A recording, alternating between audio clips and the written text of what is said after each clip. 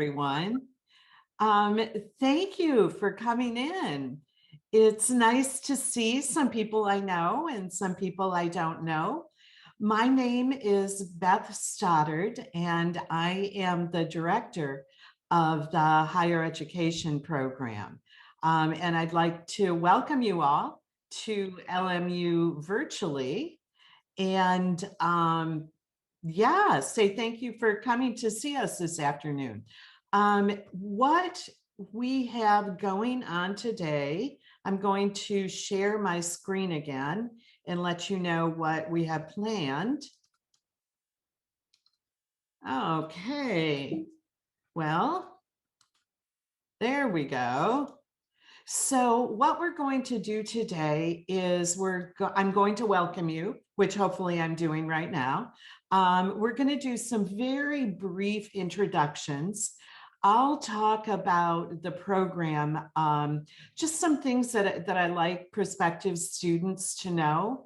And then I'm going to ask our current student panelists some questions, and then we'll open it up for everyone to ask questions. Okay? So our first big, really exciting thing is I would like to go around and have you give us your name and your undergraduate institution, just as a quick form of introduction. And I'm going to stop sharing. And, one of the strange things about Zoom is we all see everyone differently.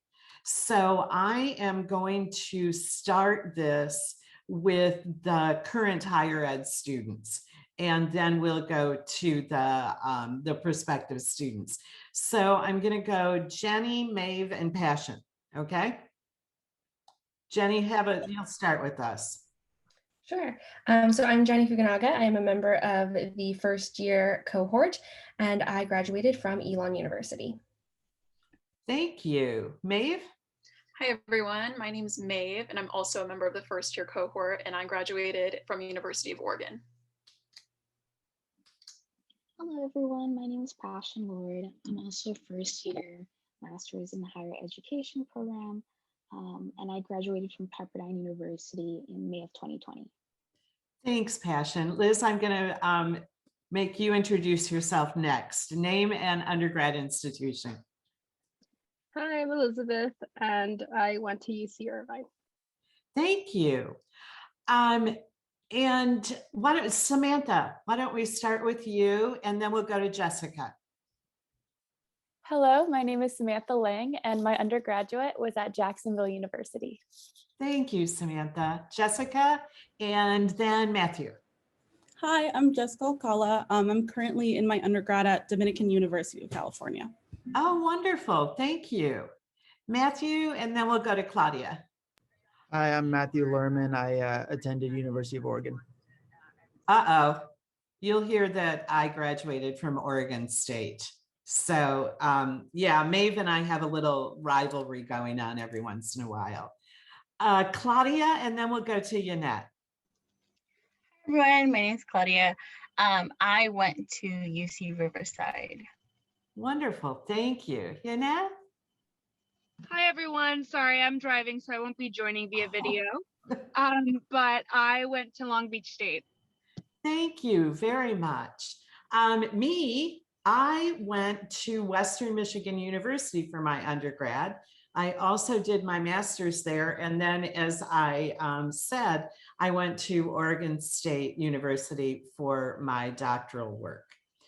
One of the things that I really like about the program is we have people with really diverse undergraduate experiences. And I think it brings a lot of depth to the program. Because we've all been a lot of places and we can share those experiences with each other. So thank you all. Let me go back to my PowerPoint and let me talk for a little while. Oh, I keep pressing the wrong button. So a couple of things about the program that I think are important for students to know. And these are really some foundational beliefs that we have about higher education leadership and administration, and they guided the development of the curriculum and the program. The first thing is that you'll notice that this is a higher education program. It's not a student affairs program. One of our beliefs is that leaders coming up in higher education need to, sorry, I'm letting somebody in, need to view and understand higher education as an entire organization, institution. Gone are the days where you can stay really focused in one area. We think it's important that students understand how institutions operate so that they can best serve the students that they work with. Another thing that we believe, and this goes back to the School of Education too, is that we believe that theory informs practice and then turns around and practice informs theory. So we do talk about theory a lot, but the question is always like, so what? You know, what does this mean to us? Why are we studying this? And how can this help us? So there has to be this balance of theory and practice with reflection in between, which leads me to Ignatian Pedagogy. We believe that context, evaluation, the environment, all form learning. We look at students in a holistic way and understand that they learn holistically. And then finally, we believe that education creates a more just world. And that's what we're about. Higher education can change people's minds, it can change people's hearts, and hopefully it will help us all live in a more just and equitable society. So those are some of the foundational beliefs that the program is built on. I keep pressing the wrong button here. Something really concrete now, so I'm going from philosophical to real concrete, is the timeline for the program. This program begins in the end of June. So it begins in LMU's second summer session. The reason for this is because we want students to be able to graduate in May. So the program is 31 units long. If you start this summer, you'll graduate in May 2022. The classes meet fall and spring, as you're reading here, 4:30 to 9:45. They meet once a week. It's a long night, but it's once a week. And then in summer, you have a couple summer classes. We meet from 4 to 7 twice a week, and the classes are 6 weeks long. So we pack a lot in there. The faculty, I'm really very proud of this. Strange to say, but I am the only full-time faculty member in the program. The rest of the faculty are people, they're part-time faculty and full-time administrators, and they have varied administrative experience. So for instance, the vice president for enrollment management, the vice president for mission and ministry, the president of Santa Monica Community College, vice president for, associate vice president for student life, the vice provost for assessment and evaluation. So, and the director of international student admissions. So what I like about this so much is these people know their content area, but they also know what it's like to be an administrator on a daily basis. And they bring their lives and they bring their work into the classroom. Just a tiny bit about me. I was not trained prepared as a faculty member, although I was in a research PhD program. My background, most of my working life has been spent in student affairs and also academic administration also. And so I've been doing the faculty thing for about the last 10 years. But prior to that, it was all administration. One of the great things about the program, I think, is that it's a cohort model, and we work with each other and help each other and support each other. There's usually, not usually, but there's a nice flow of information. You take the same classes with the same people all the time. Every once in a while, we let some other people in, especially in our foundational courses. But yeah, we're a group, we're a team, and we're together. So the admissions process, the admissions process is currently going on. I'm currently reviewing applications and interviewing candidates. And our final deadline for admission is mid-April. I believe it's April 15th, if I'm remembering correctly, but it's all on the School of Ed admissions website. Just a little bit more, let's talk money for a minute. Every student who remains in good academic standing is awarded a $5,000 a year scholarship. And tuition right now is $13.90 a credit hour. They haven't announced the tuition yet for next year, but I want to make sure that you have that information. So enough about me talking. I am going to ask the panel to introduce themselves again really quickly and talk about why they're here, like why LMU, why graduate school, why higher ed. They can pick one, all, the other, and then we'll go to the other questions, and then we will take your questions. So let me get that off. Jenny, I know that you are on a timeline, so I'm going to ask you to start. Thank you. Sure, just with why I'm here. Why, yeah. Okay, sure. So I had a very well-rounded, immersive, experiential education as an undergrad, and kind of dipped my toes in a lot of different areas, and kind of thought higher ed might be for me, but was kind of on the academic track of nonprofit admin, which is what I am currently doing. And I realized that I wanted to have more student contact in my job. And so I was looking at a number of programs, and I did look at student affairs specific programs, but ultimately what I really liked about the LMU program is that it's not just student affairs. It definitely supplies a lot of those things that would help in a student affairs capacity. Like right now, we are in a student development theories course, which is very important to student affairs, but applies in all capacities. We talk about this a lot, like how can faculty be supporting student mental health? And so I've really appreciated the wide range of perspectives that not only the coursework gives us, but the cohort. So even just among the four of us that are here today, we all come from different academic backgrounds, different professional backgrounds, and we all bring that into the classroom with us. And at this point, we've been together since June, and it's great that we kind of know enough about each other that we can also kind of call upon each other's strengths when we have questions, and when we want to hear more about, like, oh, how did your large public research institution do this in comparison to this small private, which has been a great addition.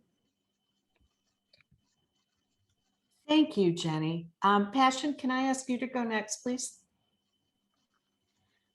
So during my years in high school, I was a student of an organization that assisted low-income and or first-generation students with resources for applying to universities. And unfortunately, the organization closed down due to not having enough funding and resources. So I want to ensure that students have college readiness and accessibility, as many opportunities as possible. So I always knew I wanted to do a master's in higher education. I did a lot of service work in the education sector in my undergrad, and it just confirmed my desire to want to work in the higher education. Specifically why I chose LMU, it has a strong social justice mission, which was a huge draw for me. I wanted a school that was close to home. I am an LA native, and during the entire decision process, administrators were extremely helpful when I had any questions, which I thought was a glimpse of my LMU experience. Because even in a virtual setting, everyone who I emailed about LMU responded promptly and truly provided me guidance and support with any of my questions that I had. And I saw that that was a possibility of networking, and I have a higher chance of receiving a job, a full-time job after my time at LMU. Thank you, Passion. Maeve and then Liz. Yeah, so at University of Oregon, I got into advising, peer advising. I'm not really sure what led me to it, but I remember seeing the job posted online and I was like, oh, I'll do that, because at the time I was lifeguarding and it just wasn't working with my schedule. And through that, working in the Office of Academic Advising and learning about all of the different like resources for students, helping other students, and sort of having my mentor and supervisor, Chris, help me through all that, I kind of discovered that I really wanted to help others. And so I knew that advising programs, was one way I could go, deeper into this. And so I looked into advising grad programs and I found some, but I started seeing higher ed programs from a few different universities while I was looking, and LMU's came up. And I really also, like Passion was saying, appreciated how fast everyone's responses were. I remember emailing Dr. Stoddard very last minute because I applied. I had this whole summer plan before the pandemic happened of traveling and taking a gap year. And then obviously it all got canceled. So I applied very last minute. And I remember emailing her saying, is there any way I can still submit an application? All my plans changed. And she was so prompt in emailing me and making sure I had that information and the people I needed to contact to be able to find where the applications were and learn about it. And so that really made me feel cared for and welcomed, which was really great. Another thing is the school size. I really appreciate how small LMU is. Going to University of Oregon as an undergrad, I did like how big it was. I enjoyed that for undergrad. That was good in its own way, but I just knew having a cohort model and really being able to form those relationships with people over the 2 years would be really beneficial. And I already feel that, even though we've just been virtual, working on our group projects and things like that, I really feel like we've all gotten closer and we all help each other out and everything like that with our other classes. Additionally, that scholarship that Dr. Stoddard mentioned was a huge deal breaker. Actually, there was a few other schools in LA that I'd been accepted to, but it was more affordable to attend LMU with that scholarship than what the other schools offered. And so ultimately I chose to go to LMU for that reason as well. So that's why I made my choice. Thanks, Maeve. Liz? I think I wanted to pursue graduate school because I majored in education undergrad and I worked in college access for not a long time, but a few years after college. And so that kind of led me to college success. So I started looking into higher ed programs, and I also wanted to stay close to home because I'm from South LA. So I knew LMU is only like a 20-minute drive without traffic. So I knew that LMU would be accessible to me working where I work. And I think similar to what Passion mentioned, I was really like drawn to the social justice focus of the program. And unfortunately, that's pretty unique to this program. I think there's a few other around LA that have higher ed programs, but I just felt like this program was more aligned with my values as an educator and also what I wanted to do in the future.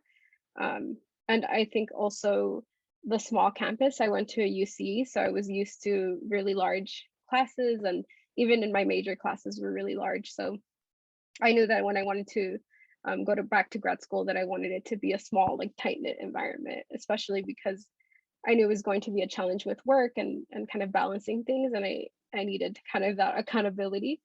So I really like that it's a small cohort as well. Thanks so much, Liz. So my next question, and actually that was a nice setup, Liz, is how do you manage like life as a graduate student, life as a person? Jenny, we're gonna do the same order. Sure. So I am very lucky that I have really supportive supervisors at my job.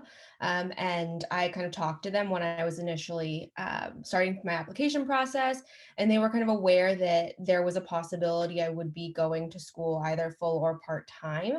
And so they kind of were prepared for me to be taking on a course load.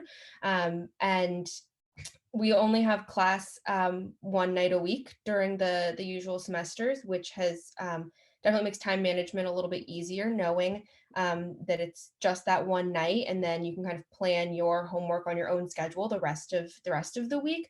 And I really think it's just been open communication with my supervisors. How am I going to fit my schedule in? I did scale my hours back a little bit when I started the program. And I know we have a wide range of what am I trying to say? We have people who work part-time, we have people who work all the way up to 40 hours plus. But everyone kind of makes it work. So everyone's kind of doing their own thing. And I think I forget who mentioned it, like we're all really supportive of each other. And so we all are able to help each other out when things do get stressful, and when, you know, there's assignment that we're all realizing, oh my gosh, is this due tomorrow, or is this due next week? How am I supposed to do this? There's always someone in our group chat that's willing to answer. And that's been really helpful as well. Thanks, Jenny. Passion? So I'm currently working 20 hours a week, so part-time, as a graduate assistant researcher for the Center for Teaching and Excellence. Personally, I think the academic workload and job is manageable, especially if you're coming straight out of undergrad into grad school. You already have a routine, you have some structure of how to balance school and work. I personally use Google Calendar, and I set reminders, and I have an alarm that goes off as well. And I then break out my day for having a list of my day. My list is further broken down into like hours, day, week, and month. And I know it seems a little extreme, but it's what keeps me organized. If it's not written down, it won't get done. And I'm just a huge supporter of self-care. So just figuring out like what works for you personally. On the weekends, I turn off my emails, so I'm not responding to anything. So it's just figuring out what works for you. Thank you, Passion. Maeve? Yeah, like Passion was saying, I live off of my like physical calendar rather than Google Calendar. I have to write everything down. If it's not written down, then I'm not going to do it. It just does not stay up here. There's too much. I don't really work full time, but I have commitments that add up to full time. So I'm on GS LMU, Graduate Students LMU. I hold a senator position for the School of Ed. Through that, I do outside tutoring and sort of nannying. I have a graduate assistantship that's about 10 to 12 hours a week, and that's through the School of Ed doing recruitment and admission. I also was an outside application reader. Just the list kind of goes on. I do a bunch of little things, but it's actually been really great because I've been able to experience a really wide array of different aspects of higher ed. And I think that that's like really embellishing my program. But like I just sort of chunk out my day. So I know I'll have 2 hours of this, 2 hours of the next, you know, whatever. So I find it manageable, but I also sort of thrive off of being busy. I think that being busy leads to more productivity for me, and I'm able to get more done. However, like Passion as well, I really make sure that the weekends are for me. If I have to do homework over the weekends, that's fine, but I really make sure that there's no work spilling over into my weekends, and I try not to answer any emails just so I can sort of get that work-life balance, especially now it's difficult with just being home all day. Thank you. I need to take lessons from all of you. Liz? I wish that I was that organized. For me, full transparency, I definitely think I work 2 part-time jobs that add up to 40 hours a week. And one of them is a graduate assistantship, which I think is nice because I'm getting experience in higher ed. And the other one is like a separate tutoring job at a local like middle school. And I think I'm actually the opposite. I thrive under pressure, apparently. I just learned this this year because before an undergrad, I was definitely a planner, but I think being out of school, like what Passion mentioned, being out of school gave me a little taste of freedom after work. And so I actually I'm the most productive during the weekends, because during the weekdays after work, I'm usually exhausted. And it's sort of, for me, I'm an extrovert, so being indoors and being on Zoom is really hard for me to even feel some kind of happiness. So I feel like because of that, I've had to kind of deal with my mental health, or like my self-care during the weekday, by just binge watching TV, and then I kind of deal with all the schoolwork on Saturday and Sunday. But that's just because I know that on those days I can sleep in, and that I can kind of get my work started. I'm a night owl as well, so definitely not very good with the work schedule. I have to be up by 8. So because of that, I'm the most productive on weekends. But I think also going to school during a pandemic adds like a different layer of stress that hopefully will not apply to you all. Hopefully, there's, or at least not the whole time. It's just, I think for me, very difficult focusing online and learning online, and that's something that I wasn't prepared to kind of face until, well, none of us were prepared, right? But until I had to. So I think just understanding how I work best, and for me, that's like giving myself the evenings off if possible. I know sometimes we have work that needs to get done, so I can't really take the whole evening off, but I really make time after work to make sure that I go out with my dog and then I'm relaxing. And then on the weekends, I really buckle down and I feel the pressure, because this semester we have class on Tuesdays, so I have less of a turnaround time. So I feel like because of that, I'm able to work more productively, because I know there's a deadline, and I know that I left it to these 2 days because that's when I can do it, and that's when I feel prepared to do it. So that's what's helped me the most, just knowing that I have those 2 days to kind of work on my schedule and sleep in, get the rest I need, and then get everything done. Thank you. So a couple notes before I ask the students a question that I did not tell them I was going to ask them. There are no second year students here because they are in class right now. And the students here, they've never met each other face to face. I've met a few of them during interviews, but since they've been, I mean, they signed up for a face-to-face program, and then we had a pandemic. So we are hoping that sometime soon we can actually meet each other face-to-face. But so here's my question to you. I want you to talk about what happened last night in Dr. Sebastian's class, because it was really cool. Who can start? Well, this will be my last comment, then I'm going to jump off. Okay. But so we spent the first half of the semester, we took a class in Catholic, was it Leadership in Catholic Higher Education was the course.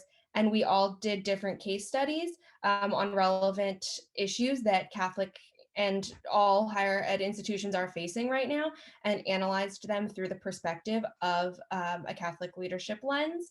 And we were prepared. We kind of knew like this was coming, and then we found out that our professor actually extended an invitation to a lot of leaders on campus. And so we came into our Zoom, and President Snyder himself was there, in addition to a number of faculty members, Provost Poon, and they we kind of knew that they were going to be there, but then they actually came in and were extremely engaged with all of our presentations, and really genuinely wanted to hear what we thought about the issues. And like Passion and I were in the group that was discussing, should COVID vaccines be mandated for students? And Provost Poon was really asking us, like, based on your research, what have you found? What is effective? And what are the strategies that you're looking at?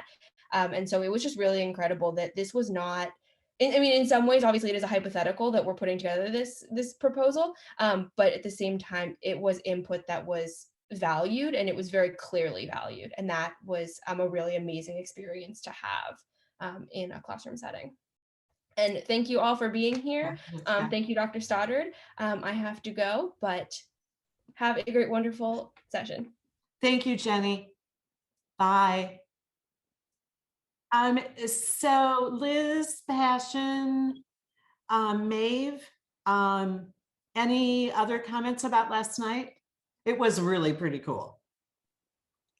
I thought it was, I mean, it was a little intimidating, I can't lie, but at the same time, at least for my group, the questions being asked, it really felt like we were kind of proposing what we were talking about to them. And I mean, they left nothing out when they asked the questions. They were asking really difficult, well thought out questions. And so it felt like we really were sort of on the hot seat, like, what would you do in this situation? And it was actually really an interesting experience being able to have people like that listen to what you think should be done. So I enjoyed it, even though it was intimidating.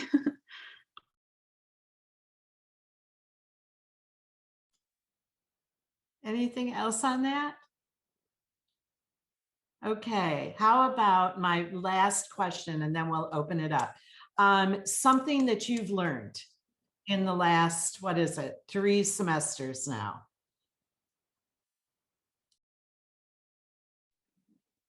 I'll start. So I've learned that my cohort and professors are a support system, which I think is incredible, especially since we're in a pandemic and everything's virtual. And we've never ever, except Dr. Stoddard, I met Dr. Stoddard, but no one I've ever met in person physically. So just having everyone just being very supportive and understanding of difficult times that everyone is going through personally, with work, outside, with life, that the professors are really understanding that if you're having internet problems, if there's a death in the family, like they're very understanding to whatever your needs are. And kind of like what we were talking about a little bit with our case study, I appreciate how all the assignments, case studies, presentations have all been realistic, and it prepares us for actual situations that can occur in the world of higher education. Like we have guest speakers for classes that you could see, that you're able to see your academic workload, how it correlates in an actual person's job. So I think each time I have a class, I learn something new, and I think I have a favorite, and I just keep learning something new that gives me a different perspective on something. So like we're currently doing a college student development class, and just having an understanding of students' unique backgrounds, identities, and how that shapes the person that they are. And this way, as a future administrator, you know what resources to provide students or how to address their concerns. Thanks, Passion. Maeve? Yeah, going off of that, I feel like I've also learned some more like networking skills and things of that sort. We've been able to have a lot of different guest speakers and various alumni come speak to our classes, and they've all been so willing and welcome to offer up their emails for outside chats and questions about what their field is. And I think it's been so incredibly helpful to have those conversations with them outside of those speakers and to be able to learn from them. I know that through my GSLMU position, I hosted an alumni panel, and so I was able to talk to some people I met that Dr. Stoddard had brought in at the start of our program who were alumni, and they were totally, willing to speak on my panel, and just because we'd met each other prior. So that was really great. And I just feel like the building of connections, I've been meeting so many people, and all these familiar names are starting to come out of the woodwork, and so that's been really great. As well as I feel like I've learned better public speaking and presentation skills, even through Zoom. I don't think this was a strong suit of mine before the program. Taking really large classes at UO, that presentations were never really part of my major. And now that we're doing a lot more group work and sort of sharing out with the class, I feel like I've gotten better just with my speaking and speaking on the fly, and that's been really helpful. So thanks, Maeve. Liz? I think one of the biggest takeaways for me has been like through the first class, which was a leadership in higher education class. And I think like as a woman of color, we often don't like see our strengths and see like what we have to offer. And I think that class was a really good introduction to the program, because so much of the class was reflection and being able to identify like how you as an individual could be a leader or are a leader. So I really, really appreciate that, because I think that translates directly to you working as you're going through the program. And I think it also kind of helps you frame what you write and your essays and what you take away from each class. So I feel like it's just from the start, you start off running, right? Like you are learning so much about yourself. And I've even used what we've learned in that class for my resume, for my like cover letter. And before that, I didn't really have the language, or I hadn't even taken the time to kind of think through that. So I think especially now as I'm applying to full-time jobs and I'm looking into more seriously into getting into higher ed, I'm able to pull from that.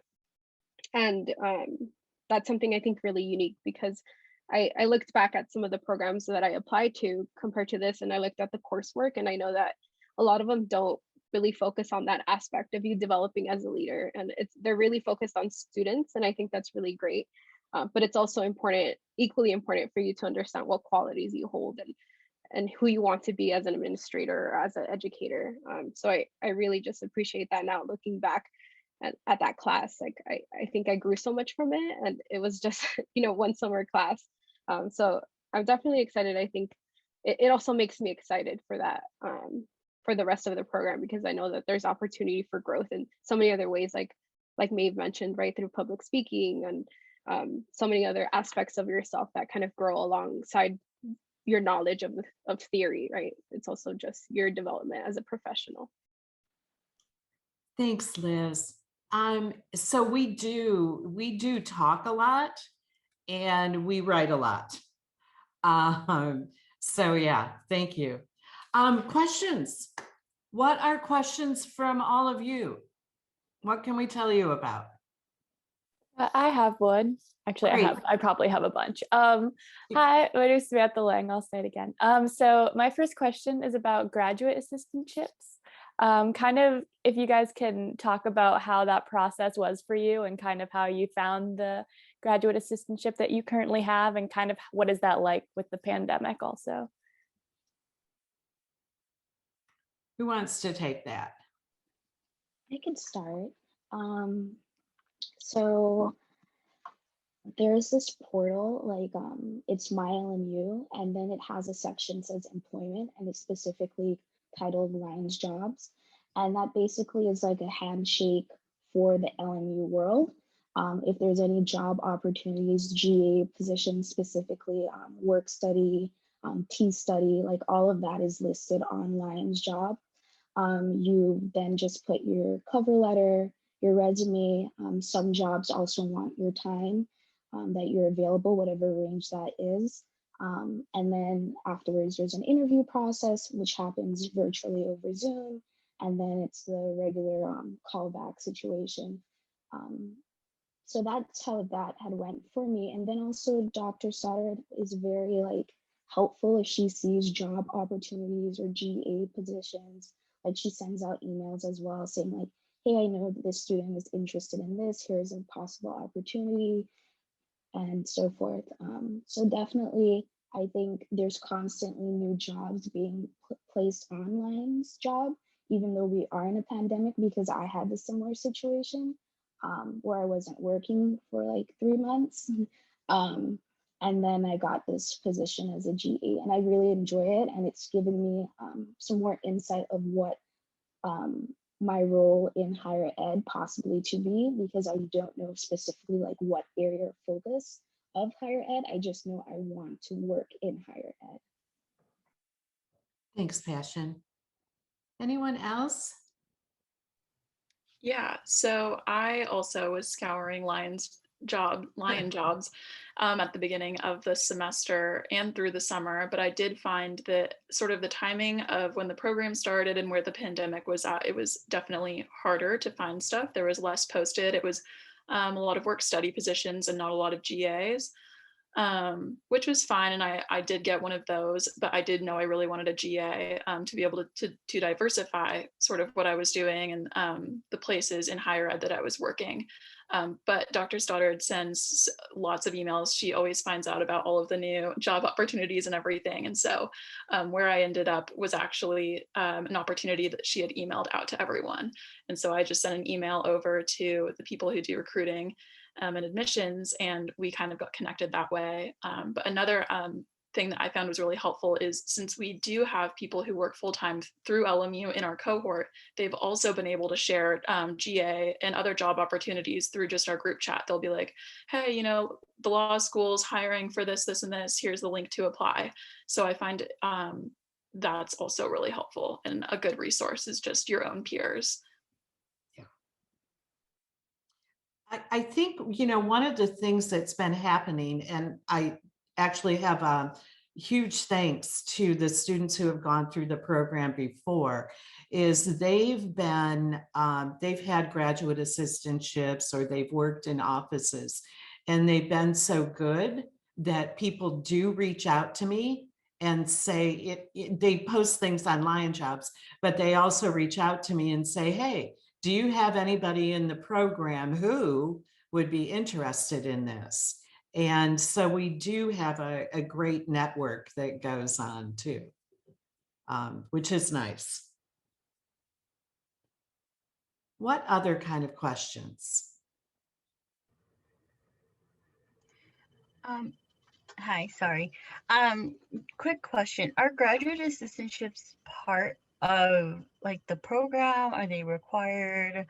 Or is that just, you know, each person's interest in gaining experience?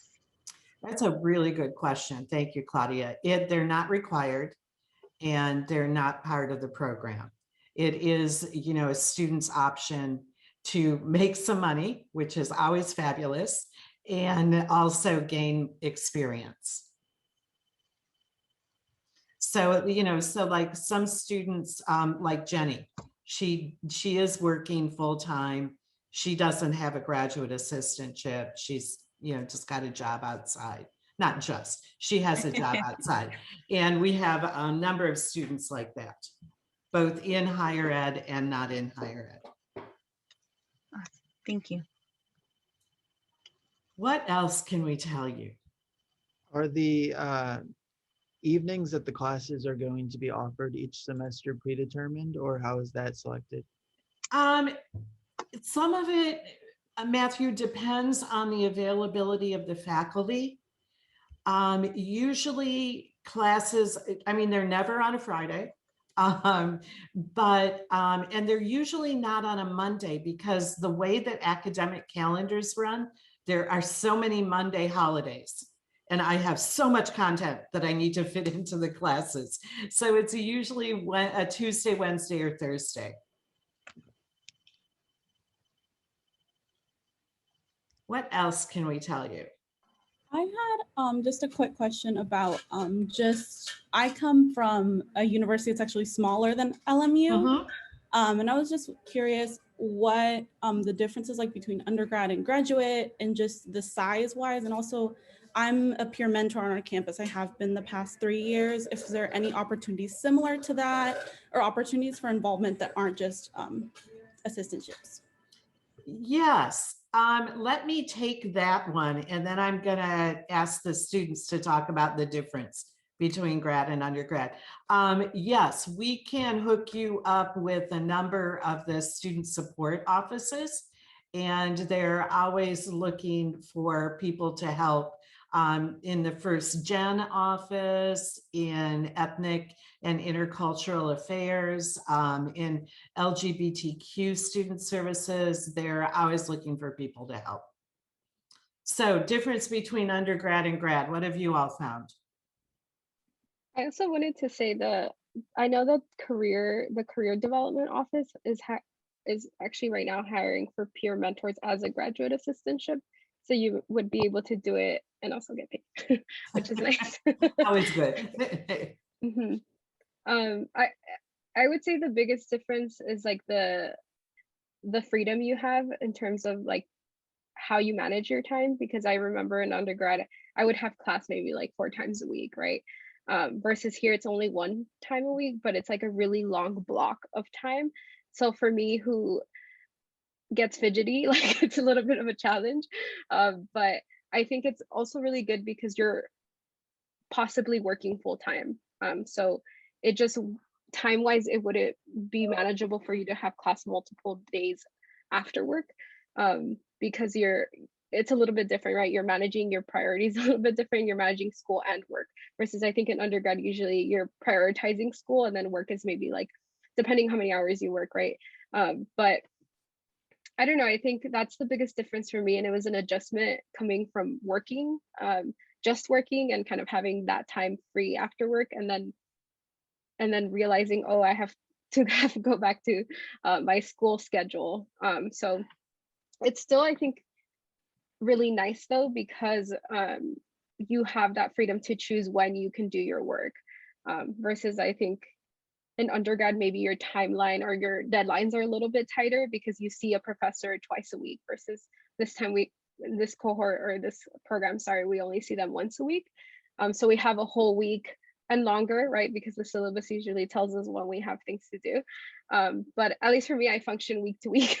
So it's nice having that kind of distance between the classes and being able to say, like, I work on the weekends, so I know I have 2 weekends to work on this before it's due. And so I think that's the biggest difference. But it's also been 2 years since I've been out of school, so I don't know if I think maybe Passion maybe might have other insight. Thanks, Liz. So for me personally, your classes are more focused on your interests. You're not taking a bunch of GEs, which is nice. You don't have to compete to be enrolled in a class, like your classes are already set. You're no longer taking, as Liz said, multiple classes during a week. It's once a week, which is nice. And specifically with this program, there's more of a focus on presentations, essays, and readings than doing an actual test, which I appreciate because I'm not the best test taker. Thanks, Passion. Maeve, what differences have you seen? Yeah, I sort of like what Liz was saying, I've definitely noticed a switch in sort of not really my priorities, but what sort of how I feel about school. Like school used to be the main thing I did when I was an undergrad, and then I would work on the side and I was, in a sorority and some other involvements and everything, but those were all sort of the side. And now I feel like, not that school's on the side, but I feel like the majority of my day now is, the embellishments to the program. It's all of my different involvements, and those sort of come first, and then school is later in the day. So sort of the way my schedule has switched. I used to take my classes in the morning, so I'd have all the rest of the day to myself in undergrad, and now I sort of do all of my work stuff, from the morning on, and then I do my class stuff in the evenings. So that's sort of the difference I've noticed. I also just think that there's a different focus almost. Grad school, you're sort of past, you're past the G's, you're sort of past figuring out what you want to do. Now you know what you want to do, and you're sort of zoning in on what specifically you want to do and those kinds of roles you're looking for. And I think that's sort of where it's different. And you're also sort of looking at, I know for undergrad, I was not really focused on the mission of the school. I was looking more at like, oh, there's football and, it's this pretty campus and this. And now I feel like for grad school, I was really looking at the mission and how that aligned with my values, and sort of things like that. So there's just a few things different that I find that I did going into grad school versus undergrad. Go ahead, Claudia. I think you touched upon like the next question that I had was specifically about the mission. Like, how do you feel like that mission has challenged you? I don't know, like if you came back to school or if you were working in student affairs, because I'm currently working in student affairs. So it's more like I want to be challenged and I want to kind of grow as a professional. So how do you feel like the program's mission challenges you, and maybe kind of motivates you to continue in like higher education, or to be a transformative leader? Like, what do you see in the program that challenges you in those ways? Yeah, so I know just off the top of my mind, I was talking about the mission statement, my presentation last night. So the encouragement of learning, we've got taking care of the whole person, things like that are big things from LMU's mission statement. And I know growing up, I actually went to religious school And then I paused in high school and college and just went to public schools. And now that I'm back, I feel like those aspects of the mission sort of have come back to me. But I do think that the program and the way it's designed is so that you can work full time or you can be involved in these other things. And there's also field work that you do in your second year of the program that's mandatory hours, so that you can immerse yourself in these aspects of higher ed. And I think that that's really smart that the program's designed the way it is, because I have some friends who are in full-time programs, and although those align well with the missions, they're not out in the field actually doing the work. And since this, doing the practitioner-based things, I feel like really emphasizes the program. So I feel like just being able to do the courses, but do it, really immerse myself by doing the graduate assistantships and the other extracurriculars I'm in, emphasizes the mission, at least because I feel like, the whole person, the encouragement of learning is really like a full broad spectrum thing. Like just classes, you can only learn so much, but when you're actually physically doing the work and you're seeing firsthand sort of what it's like, that's when you sort of tie it all together. So that's sort of my perspective.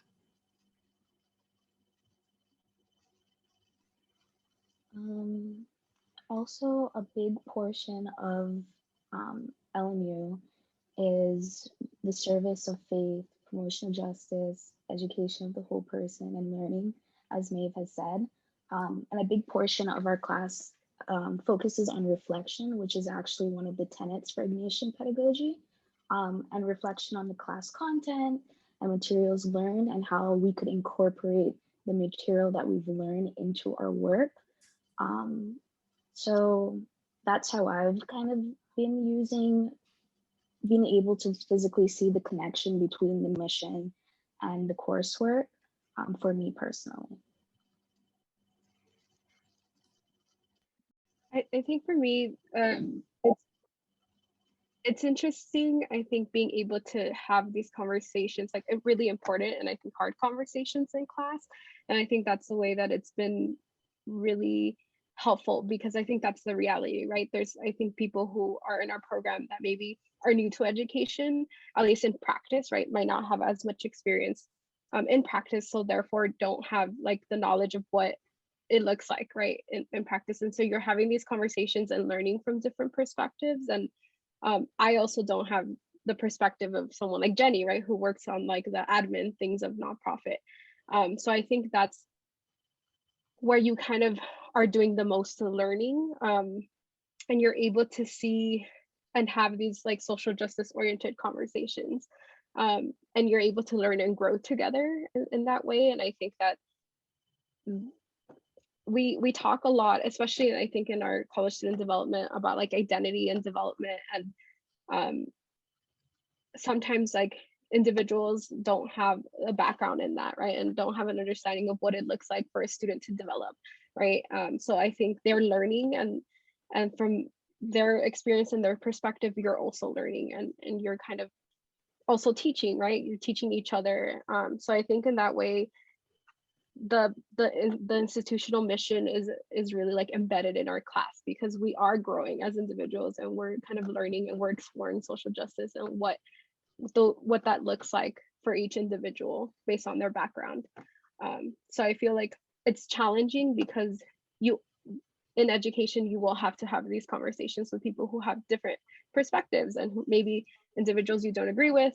I think luckily there's a great cohort, so we usually are on the same page about things, but there's also the possibility that you're not going to agree on certain things, and you have to know how to handle that. And I think that the classes have done a really good job of engaging students in that way, engaging students in that way, and kind of challenging you to be comfortable and also uncomfortable to those during those conversations. So I don't know, I feel like I always kind of think through the mission. Like Maeve said, I never really looked at the mission in undergrad, but now in grad school, like I see it in a lot of our activities and in our essays, and when we're working together. Like I know in a project in my last class, me and like another cohort member, we disagreed on our perspective on certain things, and for the same presentation. So we kind of had to come together and say, okay, where can we meet halfway, and where do we go from here, right? And I think that's probably the reality in a lot of different professions. That's absolutely a reality in work, you know, and what happens on a daily basis.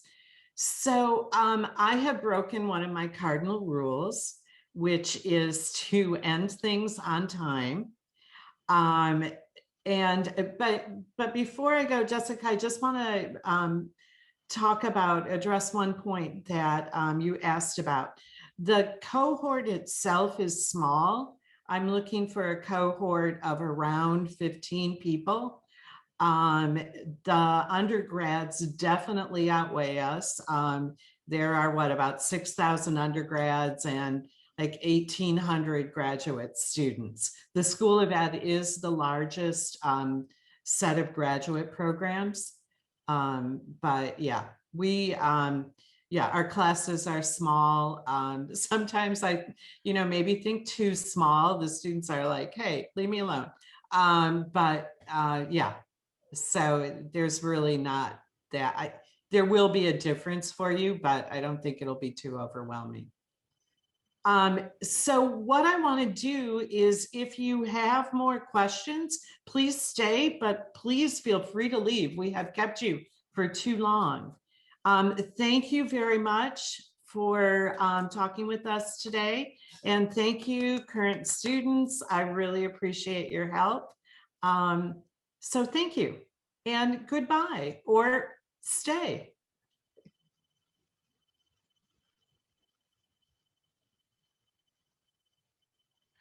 I mean, I have questions. Keep going. Keep going. I was about to say, I'm like, I have some too. Okay. Yeah, keep. You could go first if you want to. Go for it. I've already. Okay. So I'm from Florida. That's why if you could, the artificial lighting here, it's very dark.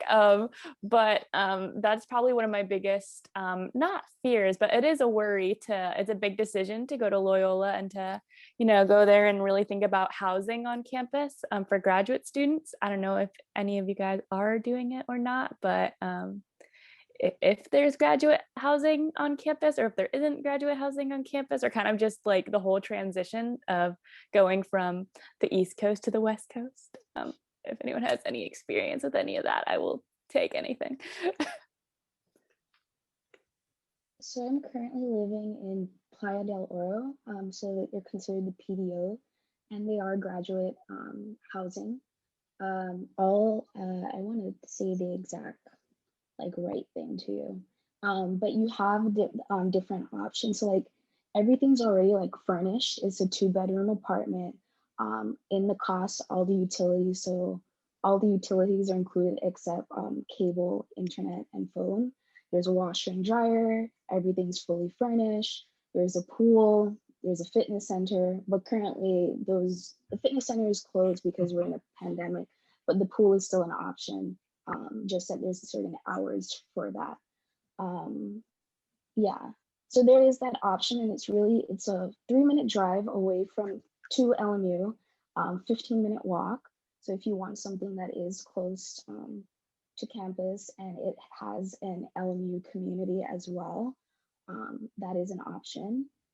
It is a little pricey, but everything in LA, to be honest, is pricey. So just keep that in mind. But yeah, I like the housing. It's nice.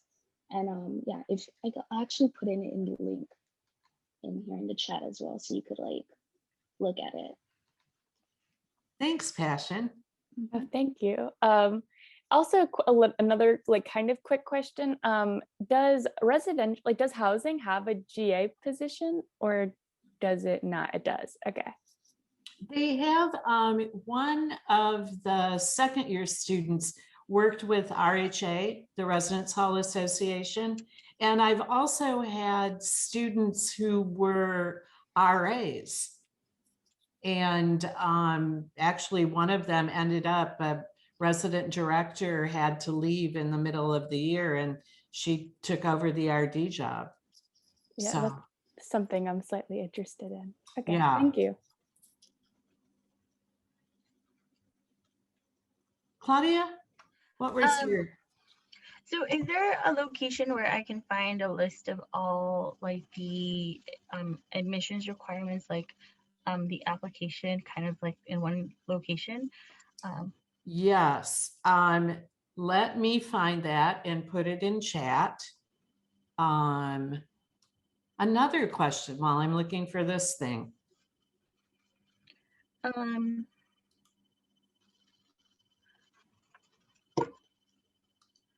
So you mentioned applications. Anymore.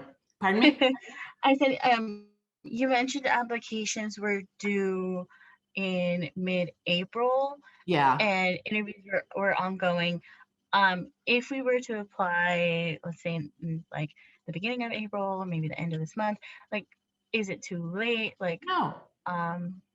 Okay. No, not at all.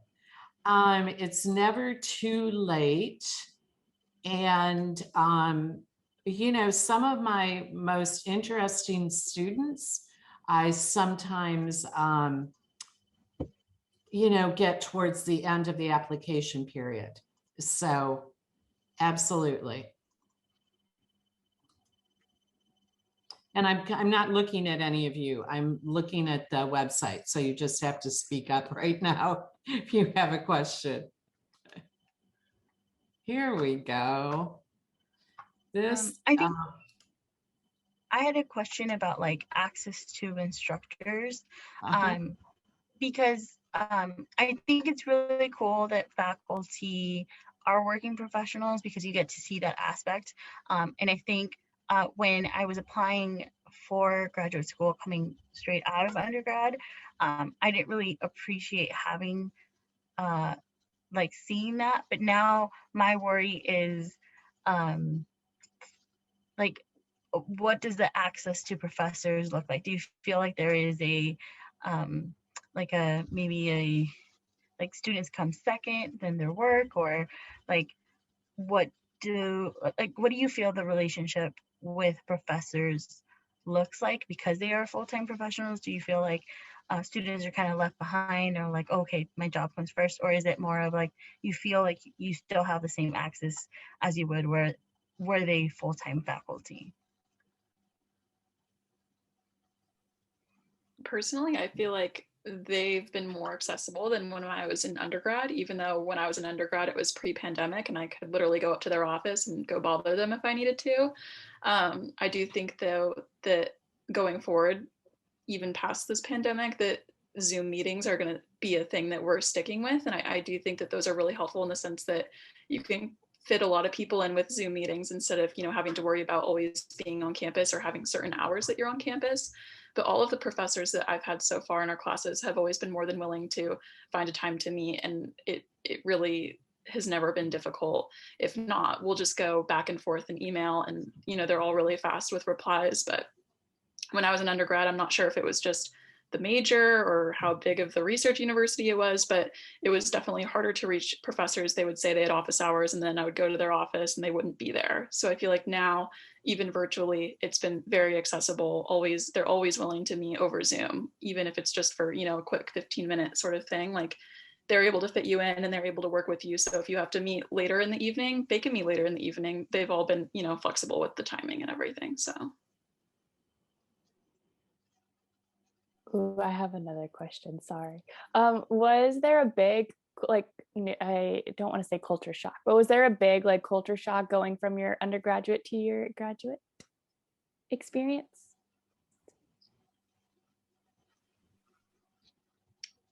Not really. I do think that we sort of, me and Passion at least, going straight from undergrad into grad, sort of have like this blurred sense, at least I do. Like, I graduated, but I didn't have a graduation, and I graduated in June since I was on quarters, and then I started this program later in June. So it feels like I'm still going to University of Oregon sometimes, even though I'm fully immersed in LMU. Like, I still feel like I just am still an undergrad sometimes, even though there's differences. So with the way Zoom went and the Zoom classes, I don't know if I can speak that well to that. And I do think that there is going to be some sense of culture shock when we do get back on campus. I do think it's going to be I'm going to have those same feelings of having to navigate a new campus for the first time. You know, I've taken one tour of LMU, and that was when I was applying for undergrad. So that was a number of years ago. And right now, since we can't get on campus, you know, I haven't really been able to familiarize myself with that. I'm familiar with the area. I'm an LA native, so I went up to Oregon, and that was sort of my out-of-state experience. So now I'm back in LA, back at home. But I can predict that there probably will be a little bit of one, just because it's that getting used to a new campus, that new feel. Although I can speak to my experience, I transferred into Oregon, so I went to a community college here, transferred in, and since I knew that's where I wanted to go and I had visited before, there wasn't really a culture shock. So I feel like it's sort of dependent on the person. If you're able to visit, I mean, that's great, but also in a pandemic, coming from Florida to California, that can be a lot to wrestle with. So, but I would, the campus as I remember it is, it's easy to navigate, especially if you get a map on your phone. That would be my recommendation. That's what I did starting at Oregon. And it's small, but not too small, and it's beautiful. So I feel like it'll be fine. I'm ready for it. I'm ready to go back. Babe, I didn't even think about how you had like a 1 week break between undergrad and grad. That's wild. I think for me, there was like an institutional like culture shock, because I was used to the public system. So like, I think sort of like Maeve's experience, where it's like really large classes, like participation is really mandatory. And you can kind of get away with a few things in undergrad that you wouldn't be able to get away with in graduate school, especially in these small cohorts. So I think it was just getting used to like being in a small class, and especially the cohort system where you're kind of with the same people. And, you know, as an extrovert, I appreciate it because I got to talk to the same people and like build relationships. But I think if you're more introverted, or maybe prefer to have more options of like talking to different people and, you know, meeting different people, then that's something to keep in mind, and that's something to kind of think about, because I liked having the big school experience, like Maeve said, and then kind of jumping into the smaller small group experience, because especially now that we know what we're interested in, you're with like-minded people, and you're with people who are, you know, nerd out over the same things that you like. And so I think in that sense, it's really nice, but it's definitely a transition. And then also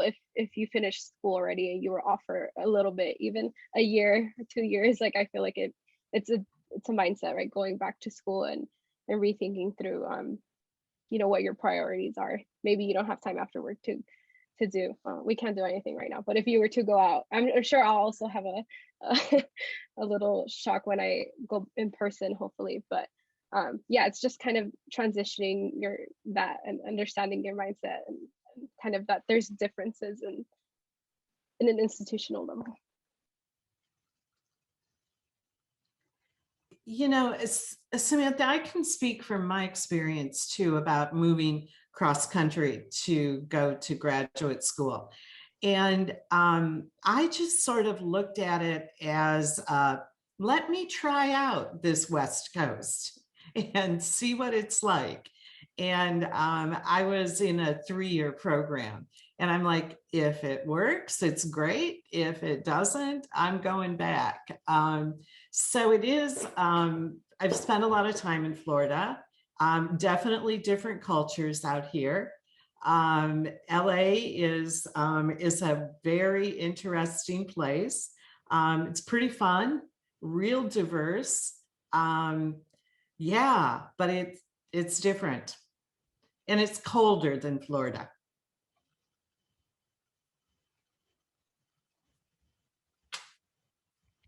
What else can we tell you all? I had a question just coming from an undergrad university that's already Catholic in heritage. Mm-hmm. How is at LMU, how is that folded into the graduate program? I know I heard something about a Catholic leadership course. How else is it folded in? That's an interesting question. Well, one of the ways that it's folded in is last night in our theories class, we talked about spiritual and faith development. We're not, Jesuit universities as a whole, we're not trying to convert everyone, or anyone for that matter. There's a lot of resources available to students. Campus, when we have campus, has a number of services each day, masses. It's more the ethos, and I think our mission that has to do with promoting justice. We're very focused on Catholic social teaching.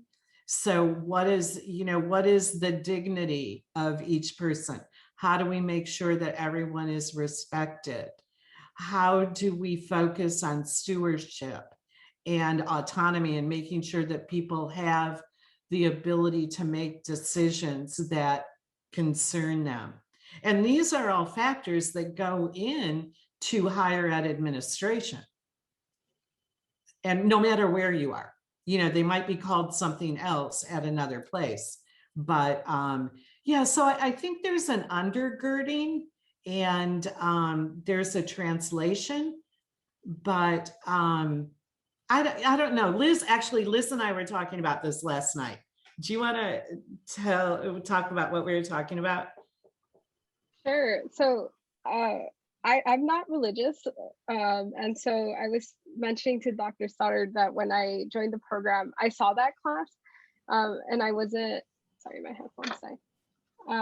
I wasn't particularly interested in taking it just because I wasn't really sure what to expect or what it would kind of. But I was pleasantly surprised, and I was just mentioning that I really enjoyed that class because I think it gave me a lot of insight on how, that exact question, how does LMU function and what influence, right, does its Jesuit teachings or principles have on it? And so I think similar to what Dr. Stoddard said, one of the biggest things I've seen is just the mission and the way relationships with students and faculty and administrators. So I would say that you can see it right away, just between the relationships you're able to build with faculty. And I don't think that the care and the passion that they have is easily accessible in other institutions. I feel the same way as Maeve, where I feel like I have more access and stronger relationships with staff in the program. And I think a lot of that is because of the mission and the focus on the whole person and the whole individual. So I don't know, I think that class really answers, I think it's 8 weeks, an 8-week course that answers your question is really, really great. But to sum it up, it's I think through the way that relationships are, and it's a really great class. It really, really surprised me that I was really, really interested in it. And so, yeah, I think through the mission and through the relationships, it's where you see it a lot. Thanks, Liz. People, we got to end this. I actually have to get ready to teach later tonight. So I do offer you any more questions, please send them my way. Elizabeth.stoddard@lmu.edu or SOE.info is also a good place to start. I really want to thank Maeve and Passion and Liz and Jenny virtually there for coming and sharing their experiences with us. And I want to thank you all for staying with us, and please let us know what we can do and what kind of information you need. But good night. Oh, I also have to tell you, or else graduate admissions will be upset, that there are sessions also on Friday morning about student support and student affairs issues. So things like financial aid, things like that. Where's my slide here? I can tell you all these. International admission, career and professional development. They are fabulous. GSLMU, Maeve, are you going to do that session? And our friends at the library who are our very good friends. They help us a lot. So with that, I'm going to say thank you once more and good night.